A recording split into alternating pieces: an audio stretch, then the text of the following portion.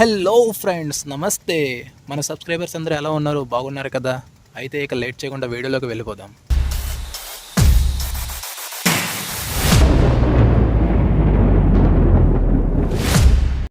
Friends, నాకు ముక్క లేనిదే ముద్ద దిగదని మా ఇంట్లో వాళ్ళు అంటూ ఉంటారు. అది నిజమే అని నాకు తినడానికి చేపలు లేనప్పుడే తెలిసింది. ఈ రోజు ఎలా అయినా సరే ఎక్కువ చేపలు పట్టాలనే పట్టుదలతో ఎర్లీ మార్నింగ్ వచ్చేసాను. ఉదయాన్నే లేచి ఎవరి ముఖం చూసానో గానీ ఈ రోజు నాకు డిఫరెంట్ చేపలు పడుతున్నాయి. ఇక నేనేలాగే విధానం చూస్తుంటే చాలా చిన్న చేపే పట్టినట్టు. ఫ్రెండ్స్, దీన్నైతే బ్లూ స్ట్రైప్ స్నాపర్స్ అని అంటారు. దీని స్పెషాలిటీ ఏంటంటే ఈ చేప పట్టిన వెంటనే పైకి లాగేయాలి, లేకుంటే తాడుని రాళ్ళ కిందకి పట్టుకెళ్ళిపోతుంది. వీడు నాకు తమ్ముడు అవుతాడు. వీడిని చూడండి, నా పక్కనే ఉండి ఎంత పెద్ద గ్రూపర్ ఫిష్ పట్టేశాడో. లోకల్ లాంగ్వేజ్ లో దీన్ని గోబ్రా ఫిష్ అంటారు.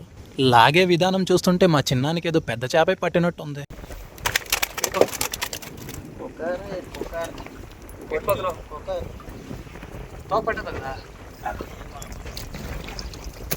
ఫ్రెండ్స్, ఈ చేపనైతే జీటీ అని అంటారు, అంటే జాయింట్ ట్రావెల్ అని అర్థం. ఈ జాతి చేపలు చాలా రకాలు ఉంటాయి. ఇవి మాక్సిమం పొడవు 170 సెంటీమీటర్ వరకు, బరువు 80 kgs వరకు అవుతాయంట.